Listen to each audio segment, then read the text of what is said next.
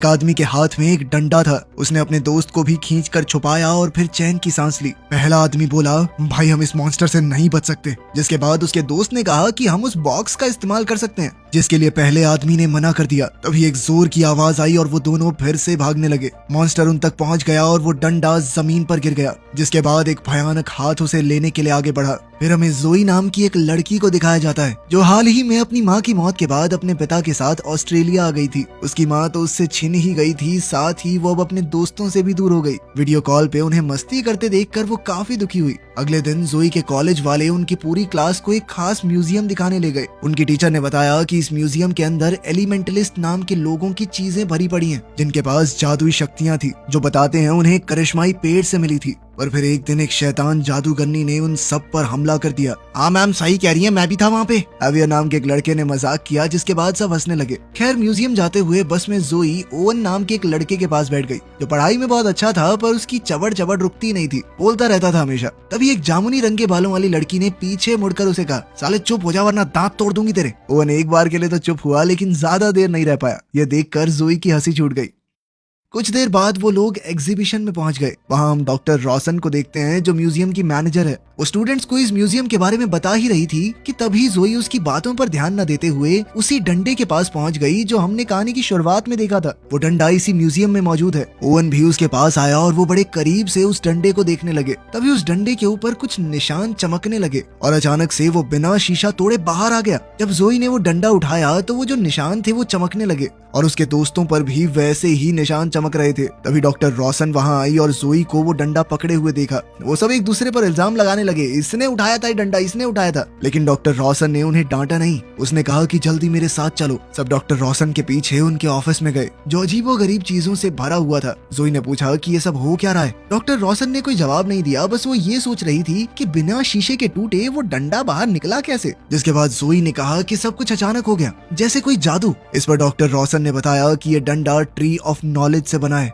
वही करिश्माई पेड़ जिसने एलिमेंटलिस्ट्स को उनकी ताकत दी थी। इसका इस्तेमाल एक जादुई छड़ी की तरह भी किया जा सकता है। ओवन ने फिर डंडे के बारे में और सवाल किए। डॉक्टर रोशन ने बताया कि ये डंडा आज से लगभग 100 साल पहले मिला था, लेकिन जिन साइंटिस्ट ने इसे ढूंढा वो गायब हो गए, कभी लौट कर नहीं आए। उनका जवाब जोई को बड़ा अजीब सा लगा, लेकिन डॉक्टर रोशन ने सिर्फ इतना कहा कि ये डंडा कभी ऐसे नहीं चमकता, जबकि ये पिछले 100 साल से म्यूजियम के पास है। ये सुनकर केटलिन नाम की लड़की ने डॉक्टर रोशन से पूछा, तो इसके चमकने का मतलब क्या है? और वैसे ही निशान हमारे चेहरे पर भी थे जब जोई ने उस डंडे को छुआ। डॉक्टर रोशन ने इस सवाल का भी जवाब नहीं दिया। उसने सीधे सीधे उन्हें काला क्यूब दिखाया। उसने बताया कि ये भी उसी डंडे के पास मिला था। अगर तुम लोगों के छूने से डंडे को कुछ हुआ तो हो सकता है इसे भी हो। वो सभी लोग उनके कहने पर एक एक करके क्यूब को छूने लगे। जैसे ही उन्होंने उस क्यूब को छुआ वो अचानक ही सुन्न पड़ गए। सिर्फ जोई थी जिसका मन उसे छूने के लिए मान नहीं रहा था। उसे कुछ अजीब सी फीलिंग आ रही थी, लेकिन तभी उसे क्यूब के अंदर से अपनी माँ की आवाज सुनाई दी, जो उसे अपने पास बुला रही थी। जोई ने जैसे ही उस क्यूब को छुआ वो लोग तुरंत एक रेगिस्तान में टेलीपोर्ट हो गए।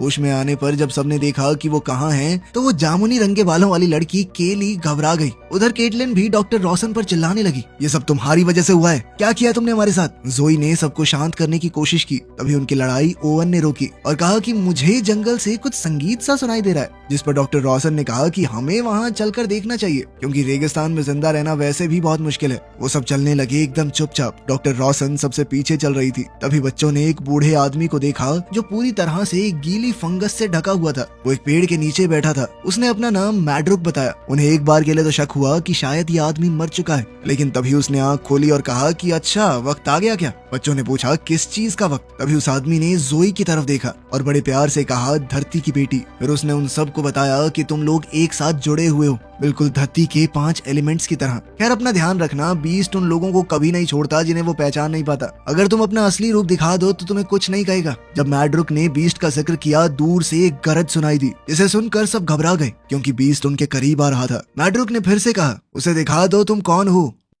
वो तुम्हें छोड़ देगा। तभी डॉक्टर रोशन ने तुरंत कहा कि हमें यहाँ से चलना होगा। जिसके बाद सब भागने लगे। जाते जाते भी मैड्रुक ने दूर से आवाज दी, बस अपना असली रूप दिखा देना, ठीक है? जब बच्चे जंगल में भाग रहे थे, डॉक्टर रॉसन एक अलग रास्ते पर निकल गई। बीस्ट उसका पीछा कर रहा था। बीस्ट ने अपने एक ही वार से उसे बेहोश कर दिया और फिर बाकी सबके पीछे दौड़ने लगा। वो सब भाग ही रहे थे कि तभी केटलिन बिना देखे एक पेड़ की तरफ भागने लगी। जोई ने तुरंत उसे खींच कर बचाया, लेकिन अब वो बीस्ट जोई पर हमला करने आ ही रहा था। लेकिन उसके वहां पहुंचने से पहले ही जोई पेड़ के अंदर समा गई। बाकी बच्चे अभी भी भागते रहे। बहुत देर बाद डॉक्टर रॉसन होश में आई। उसे अपने आसपास आवाज सुनाई दे रही थी, किसी के हंसने की। तभी उसे लगा जैसे उसके कान के अंदर किसी ने उंगली घुसाई और वो बहुत डर गई। ये आवाज गॉब्लिन्स की थी। जल्द ही सच सामने आया। डॉक्टर रॉसन वही जादूगरनी है जिसका जिक्र उस कहानी में था। गुस्से में उसने गॉब्लिन्स को हुक्म दिया, यहाँ खेलना बंद करो और बच्चों को जंगल के और अंदर धकेल दो। डंडे का दूसरा हिस्सा ढूंढना ही होगा। दूसरी तरफ जब जोई की आंखें खुली तो उसने देखा कि मैडरुक उसके पास था।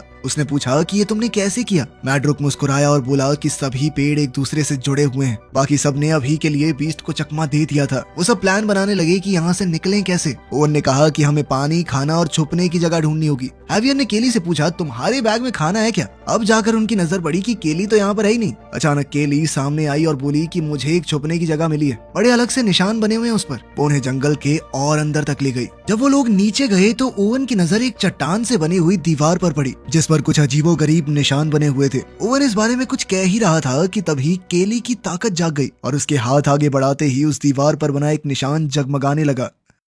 उधर मैडरुक ने जोई से कहा कि तुम धरती से जुड़ी हुई एक जादूगरनी हो। अगर तुम चाहो तो नेचर को कंट्रोल कर सकती हो और किसी और की बीमारी या चोट को ठीक करने की ताकत भी है तुम्हारे पास। फिर उसने बताया कि मैं हमेशा से यहीं रहता हूँ, लेकिन फिर एक दिन वो जादूगरनी आ गई। वो जादूगरनी दरअसल ट्री ऑफ नॉलेज की असली रखवाली है। उसका काम था इस पेड़ की रक्षा करना। जब यहाँ के इलाके में एक बीमारी फैल गई तो जादूगरनी एलिमेंटलिस्ट के पास गई थी ताकि लोगों को बचा सके। जब उसे पता चला कि उस पेड़ के अंदर सबको बचाने की ताकत है तो वो उस पेड़ की ताकत को अपने अंदर खींचने लगी। शुरुआत में तो सब सही था, लेकिन फिर उसके मन में लालच आ गया कि वो उस पेड़ की शक्ति को हासिल करके दुनिया पर राज कर सकती है। उस वक्त हम एलिमेंटलिस्ट को समझ में आया कि हमने बहुत बड़ी गलती कर दी है। मैंने और मेरे कुछ ताकतवर दोस्तों ने मिलकर उस जादूगरनी को हमेशा के लिए पेड़ से दूर कर दिया और तभी से वो जादूगरनी वापस आने की कोशिश कर रही है। मैडरुक ने उसे बताया कि वो डंडा एक जादुई छड़ी है। उसके बाकी हिस्सों को ढूंढ कर वापस लाना होगा ताकि हम हमेशा के लिए उस जादूगरनी को रोक सकें। उसने जोई को एक खास जगह बताई कि वहाँ पर तुम्हें एक पेड़ को ढूंढना होगा। जब जोई ने पूछा कि मुझे पता कैसे चलेगा मैं पहुंच गई, तो मैडरुक ने कहा कि जहाँ सबसे ज्यादा अंधेरा होगा